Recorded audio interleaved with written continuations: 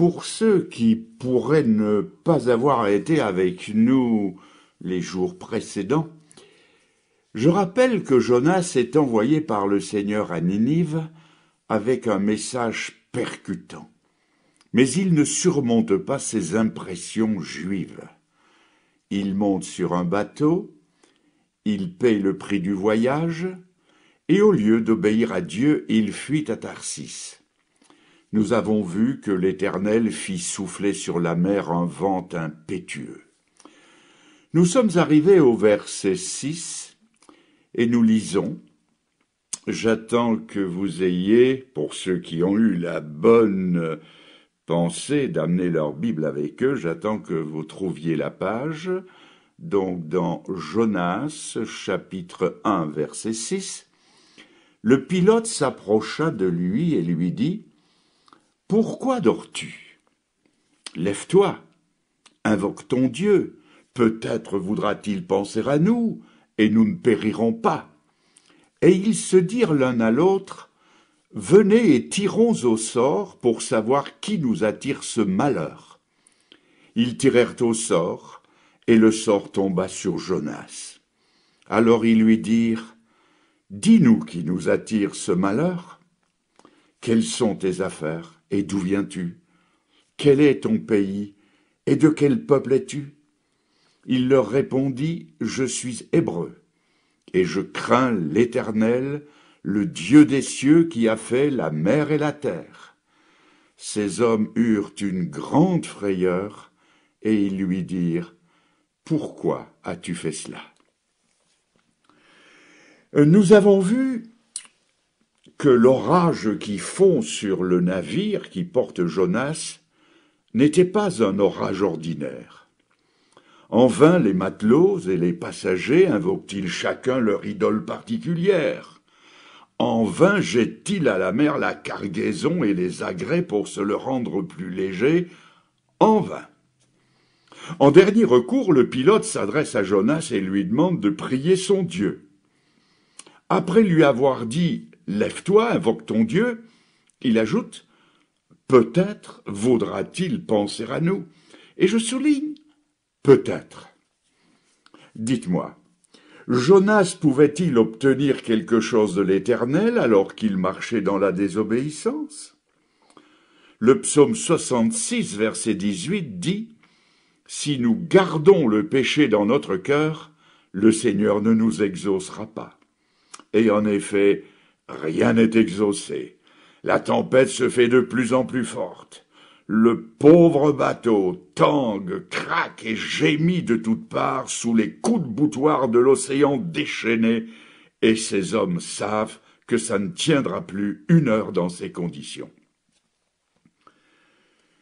Ils dirent alors « Qui nous attire ce malheur ?» Ces hommes sautent à la conclusion que, à bord, il doit y avoir un grand coupable que la vengeance du ciel poursuit. Dieu ne frappe jamais sans motif. Et là où il y a de grands coups, c'est qu'il doit y avoir de grandes fautes. La conscience naturelle nous le dit et la parole de Dieu le confirme. C'était là une opinion très répandue parmi les anciens. Les amis de Job pensaient que les maux qui s'abattent sur l'homme sont la conséquence de leur désobéissance. Ils croyaient que le salaire du péché, c'est la mort. C'est ce que pensaient ces païens. Penserions-nous autrement, nous qui avons la parole de Dieu, la révélation écrite? Serions-nous moins intelligents et moins avisés qu'eux? Si l'adversité nous visite dans nos personnes, dans nos familles, dans nos proches, dans notre Église, dans notre pays, courberions-nous stupidement la tête sans essayer de savoir le pourquoi, sans dire « Seigneur, montre-nous ce qui ne va pas dans ma vie et accorde-moi la repentance ». Dieu pourrait alors nous révéler que parmi les raisons, les contretemps, les difficultés, les jugements qui nous atteignent, il y a à la base des relations trop intimes avec des injustes, une participation trop proche à leur manière de vivre. Ils pourraient nous dire que nous vivons trop près d'eux et que forcément le jugement qui les frappe nous atteint aussi. Celui qui reste à Sodome s'expose à périr avec Sodome. Celui qui prend et qui garde un Jonas dans sa vie s'expose à être battu du même châtiment que Jonas. Il y a donc un grand coupable. Il faut maintenant le découvrir. Il va se passer à bord une scène païenne qui sera supervisée par Dieu. Ils disent « Venez, tirons au sort ». C'était là un usage très répandu dans l'Antiquité, et Dieu, dans sa loi, autorisait cette pratique. Il est écrit dans le livre des Proverbes au chapitre 16 et au verset 33 « On jette le sort dans le pan du manteau, mais toute décision vient de l'Éternel. » Dans le livre de Josué, lors de la prise de Jéricho, c'est par le sort qu'on a découvert la culpabilité d'Akan. Alors que tout le butin devait être dévoué par interdit et brûlé, Akan a vu des lingots d'or, un manteau de grande valeur. Il les a pris et est allé les cacher dans sa tente. Le résultat, c'est qu'Israël, qui avait été vainqueur jusque-là, a commencé à perdre la face devant ses adversaires. Ils se sont humiliés, ils ont recherché la volonté de Dieu, et par le moyen du tirage au sort, supervisé par Dieu, la tribu d'Akan a été désignée, puis la parenté, puis la famille, et finalement Akan a été découvert. C'est le moyen dont Dieu va se servir ici pour dévoiler Jonas et le couvrir d'une honte à laquelle il a follement cru pouvoir échapper. Ces hommes jettent le sort et ils n'en croient pas leurs yeux. Le sort tombe sur le passager le plus paisible du bateau. Le sort désigne Jonas. C'est lui le coupable. Tous les regards se tournent vers lui. Et Jonas ne sait où cacher sa confusion. Comme elle est vraie, cette parole qui dit « Sache que ton péché te trouvera ». Mais que ce doit être terrible quand ce péché est révélé par la main des païens. Non, il n'y a pas de voile si épais que Dieu ne déchire. Il n'y a pas de secret si bien caché que Dieu ne révèle. Dieu a 1000 moyens pour mettre en lumière ce que nous nous évertuons à envelopper dans les ténèbres. Et puis, voyez-vous, il y a aussi une autre raison pour rejeter loin de nous l'interdit du péché, et cette raison, c'est qu'il nous prive de la bénédiction de Dieu. Dieu ne voulait pas couler le bateau. Dieu voulait au contraire faire couler sa grâce sur et au travers de Jonas, comme au travers de chacun de nous. C'est là le but de Dieu. Mais prenons garde que rien ne s'oppose au libre écoulement de la bénédiction de Dieu. Prenons garde que le bouchon du péché ne change la bénédiction en malédiction. Il y a quelques années, dans mon journal, j'ai vu en première page et en manchette que 45 000 personnes étaient menacées de mort au Pérou. De quoi s'agissait-il? Un grand barrage apportait la fertilité, l'irrigation, l'eau potable dans toute la région, mais un tremblement de terre avait fait tomber des roches qui bouchaient les vannes de contrôle, si bien que l'eau ne s'écoulant plus, était monté au ras-bord du barrage, menaçant de le faire s'écrouler et d'emporter 45 000 personnes qui étaient en contrebas dans la mort. C'est là ce qui se passe quand nous laissons les vannes de notre vie se boucher avec le péché. Que Dieu nous protège de garder cachés dans nos cœurs des éboulis comme Akan ou Jonas, ceux qui bloqueraient alors la bénédiction de Dieu et la transformeraient en jugement.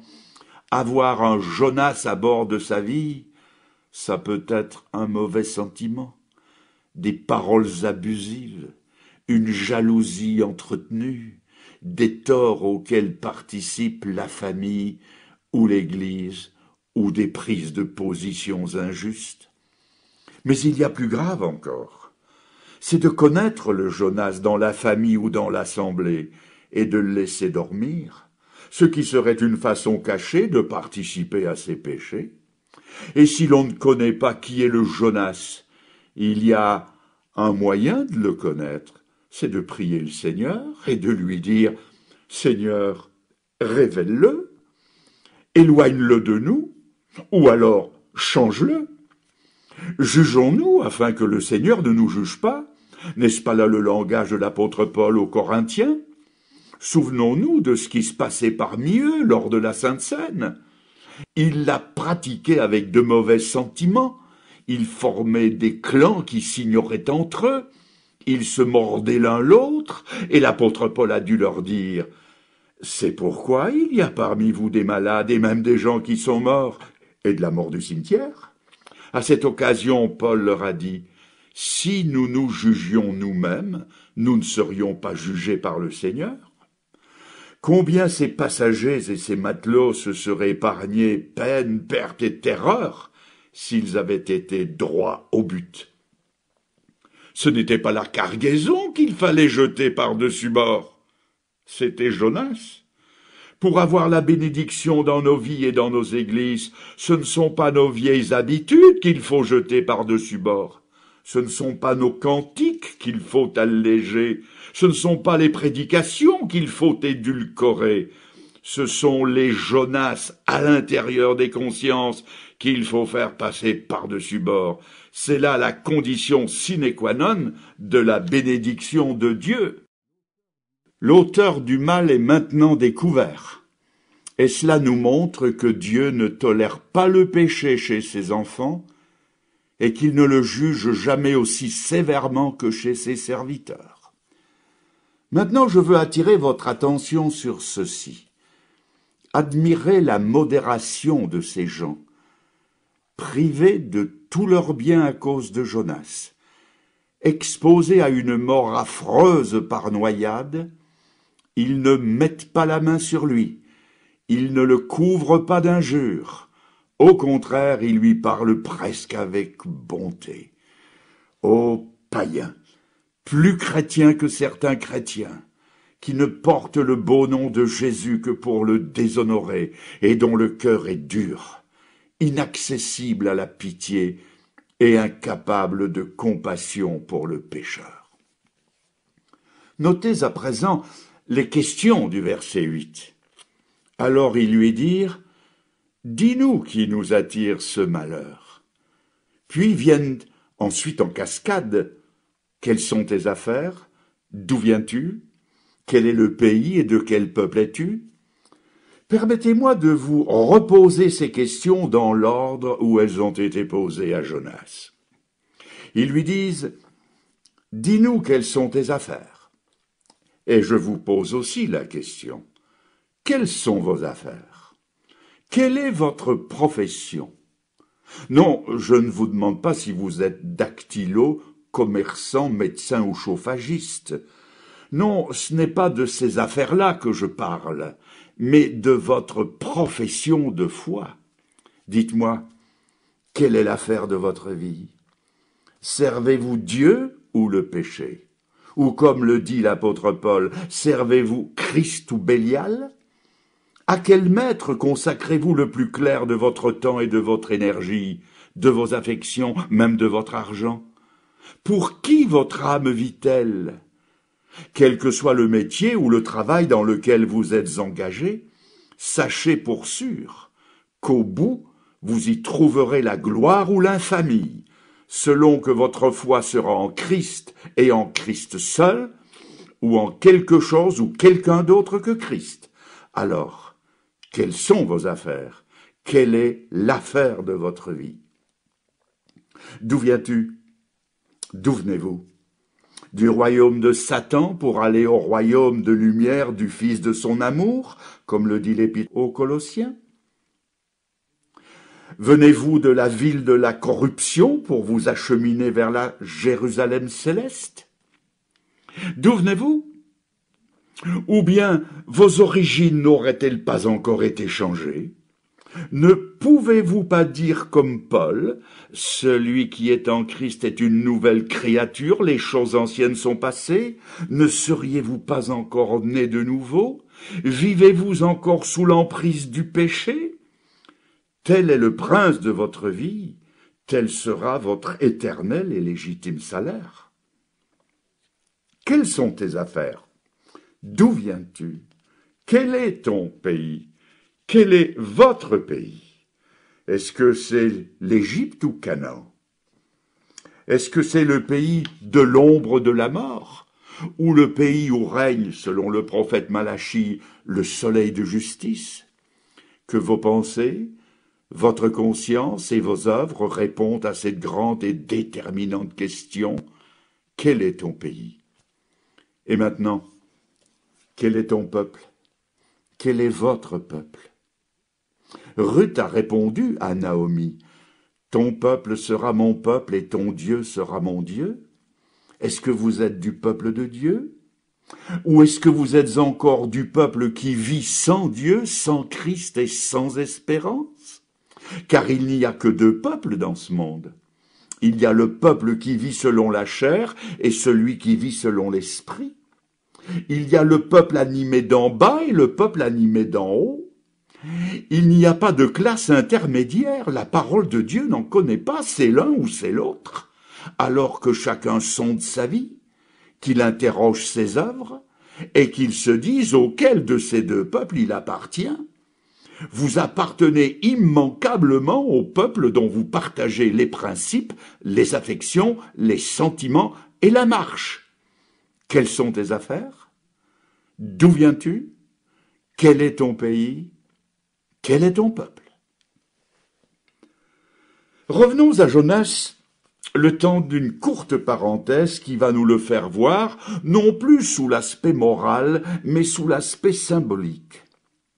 Le passager qui ne se mêlait pas aux autres et qui dormait pendant que les autres priaient et agissaient, l'inconnu qui se taisait, et je souligne qui se taisait, va ouvrir la bouche et il va publier des vérités qu'il tenait injustement captives.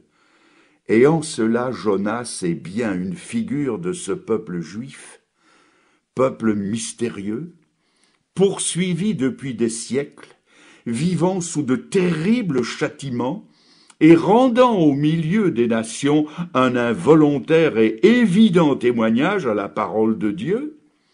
Israël, prédicateur à la fois muet et éloquent, proclamant malgré lui la justice d'un Dieu dont il n'a pas voulu jusqu'ici recevoir ni publier la miséricorde. Jonas Israël, oui, peuple étrange, peuple sujet à la juste vengeance de Dieu, en attendant d'être l'objet de ses éternelles compassions. C'était là le but symbolique de la vie de Jonas. Certains diront peut-être singulier personnage que ce Jonas. Il se pourrait que d'autres, à la lecture de ce récit, contestent son caractère de serviteur de Dieu et même d'enfant de Dieu. Certains pourraient dire, mais enfin, ce n'est pas là un racheté du Seigneur. Mais ceux qui le pensent, ont-ils bien lu le livre? Et surtout, ont-ils bien lu dans leur propre cœur? Certes, il y a chez lui des travers déplorables. Il fuit à Tarsis alors que Dieu l'envoie à Ninive. Il tente d'oublier Dieu, il fait taire la voix de sa conscience, il dort pendant que les autres crient, prient et travaillent. Il montrera plus tard que le salut de Ninive lui tient beaucoup moins à cœur que son propre confort et son honneur qu'il croit bafoué. Son emportement au chapitre 4 vis-à-vis du ricin achèveront de mettre à nu une nature volontaire, égoïste, irritable, que rien ne parvient à courber. Nous le verrons même terminer dans le murmure et l'insolence, un ministère qu'il a commencé dans la révolte et la désertion. Eh bien ça, c'est ce que la Bible appelle le vieil homme dans tout ce qu'il a de révoltant. Mais Oui, mais à côté de ce vieil homme que je viens d'évoquer, que de beauté, que de traits admirables chez Jonas, qui révèlent en lui la présence du nouvel homme. Car ne l'oublions jamais, c'est de lui que nous tenons directement ou indirectement le récit de ses égarements. C'est de lui que nous avons la confession de sa faute. Avec quelle franchise il déclare appartenir au seul vrai Dieu. Par cette seule profession de foi, il nie et confond les idoles que ces gens adorent. Un peu plus tard, nous le verrons se dévouer jusqu'à la mort pour le salut des autres. Et puis, il y a surtout la prière qu'il va faire monter du ventre du poisson, prière qui ne peut être que celle d'un croyant, dans laquelle il dira, alors qu'il n'y a plus aucune espérance, « J'irai et j'adorerai encore dans ton saint temple ». Il parlera là avec la foi digne d'Abraham, le père des croyants, et la prière de Jonas sera entendue. Or, que je sache, Dieu n'exauce pas les méchants. Il nous faut essayer de comprendre son caractère. Jonas n'est pas un endurci. Ce n'est pas l'homme qui se révolte à plaisir. C'est un homme sans fraude, vif argent, entier. Il ne se laisse pas facilement persuader de faire quelque chose contre sa volonté, mais sans se complaire dans le mal, et ça il faut le souligner. Ajoutez à cela que Jonas est un type du Messie, et jamais dans la Bible nous ne trouvons qu'un inconverti ait eu cet honneur. De plus, il était prophète. Or, jamais Dieu n'honorera un inconverti du ministère régulier de prophète, jamais. Quelqu'un dira peut-être « et Balaam ». Mais Balaam n'était pas plus prophète que son ânesse, qui avait d'ailleurs beaucoup plus de bon sens et qui était plus avisé que lui. Refuserions-nous à Jonas le titre de serviteur de Dieu et d'enfant de Dieu? Que Dieu nous place dans des circonstances analogues aux siennes, et nous verrons si nous nous en tirerons mieux que lui. Mes chers amis, que Dieu nous fasse remonter à la mémoire quelles ont été les pensées de notre cœur, nos mouvements d'égoïsme, d'irritation, de jalousie, de révolte secrète, les longues contestations intérieures que nous avons parfois eues, et on verra si nous persistons à refuser à Jonas le titre de frère. Je continue au verset 10. Ces hommes eurent une grande frayeur en découvrant l'identité du prophète. Certainement, ces gens avaient entendu parler de Yahvé, le Dieu d'Israël, les exploits de l'Éternel en Égypte, la sortie d'Égypte, la conquête de Canaan étaient connus dans le monde entier. N'oublions pas non plus que le règne de Salomon avait eu un rayonnement mondial. Et voici que sa propre main, la main de Dieu, pèse sur eux comme elle pèse sur Jonas, et ils tremblent de périr avec lui. Tout ce qui se passe en ce moment précis, le danger qu'ils courent, la ruine prochaine qui est annoncée, ce que leurs yeux voient, ce que leurs oreilles entendent, les remplit de terreur. Et ils ont dû se dire, si une telle colère s'abat sur son serviteur pour un seul acte de désobéissance, qu'allons-nous devenir, nous, païens idolâtres, qui l'avons provoqué toute notre vie? Quand les jugements de Dieu tombent sur les justes, que les injustes tremblent. Dieu présente la coupe de ses jugements à son peuple d'abord, pour qu'il y trempe les lèvres. Mais après eux, ceux qui ne sont pas réconciliés avec lui vont boire la coupe de la colère jusqu'à la lie. Et nous terminerons par cette parole. Pourquoi as-tu fait cela? Quel reproche! Jonas, s'il est vrai que tu craignes ton Dieu et que tu sois son prophète, pourquoi as-tu fait cela?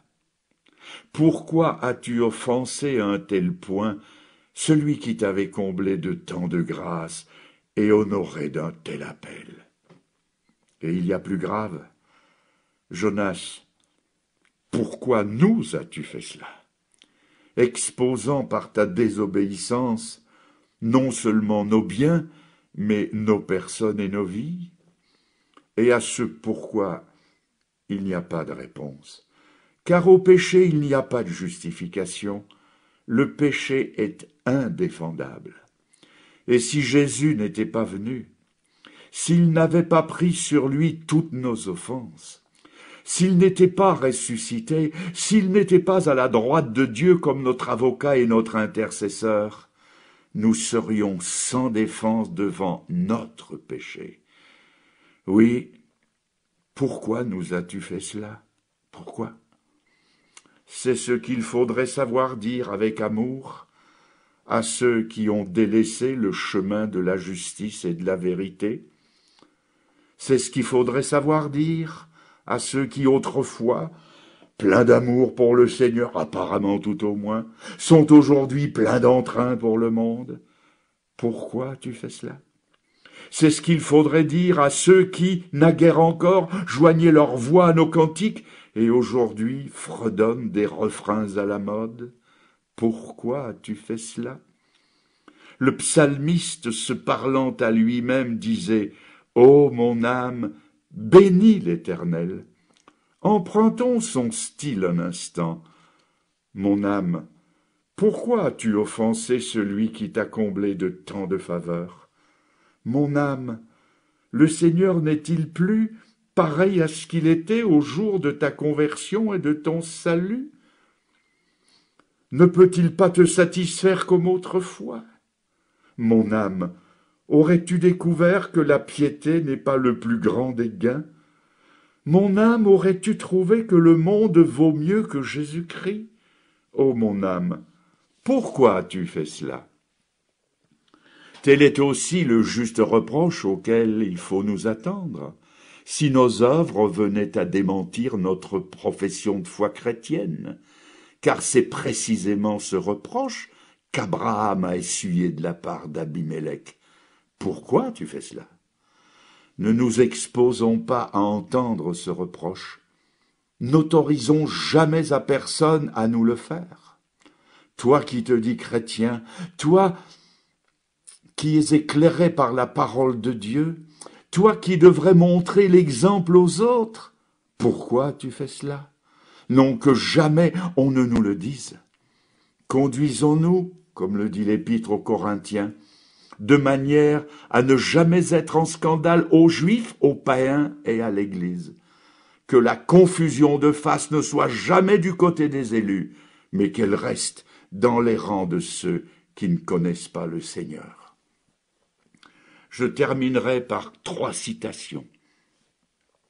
Dans la première épître de Pierre au chapitre 2 et au verset 12, il est écrit « Ayez au milieu des païens une bonne conduite, afin que là même où ils vous calomnient comme si vous étiez des malfaiteurs, ils remarquent vos bonnes œuvres, votre bonne conduite et glorifient Dieu au jour où il les visitera. » Dans la même épître, au chapitre 3 et au verset 16, il est écrit « Ayant une bonne conscience, afin que là même où ils vous calomnient comme si vous étiez des malfaiteurs, ceux qui décrient votre bonne conduite en Christ soient couverts de confusion. » Et enfin, un 3e texte qui clôturera notre rencontre, dans l'épître à Tite, au chapitre 2 et au verset 6, l'apôtre Paul exhorte Tite, qui était son fils dans la foi, en ces termes, « Exhorte de même les jeunes gens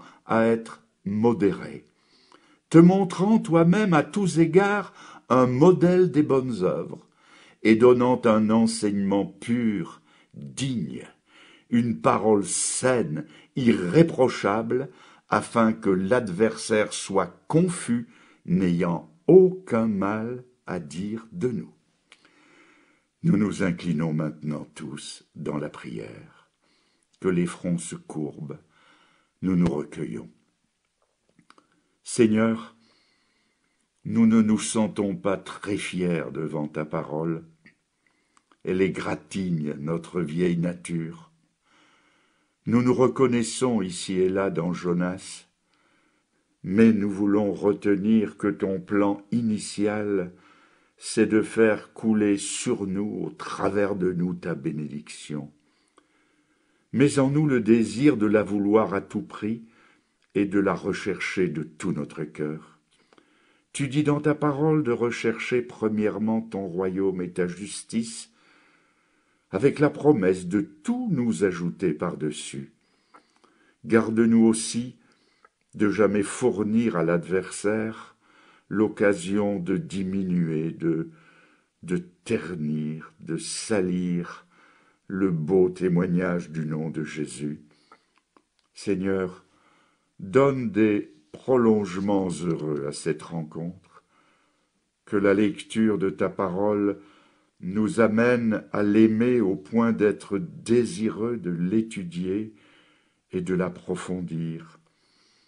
Seigneur, que ces trésors insoupçonnés nous apparaissent comme un océan que nous ne pouvons pas sonder tout entier, mais dans lequel nous pouvons nous plonger tout entier.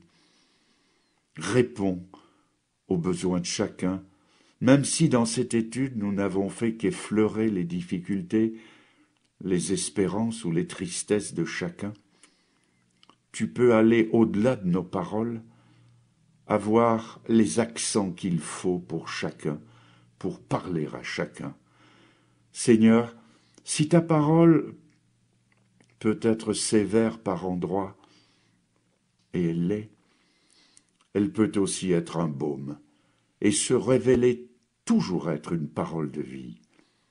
Dépasse notre prière, reste avec nous, nous te le demandons au nom de Jésus. Amen, Seigneur. Amen.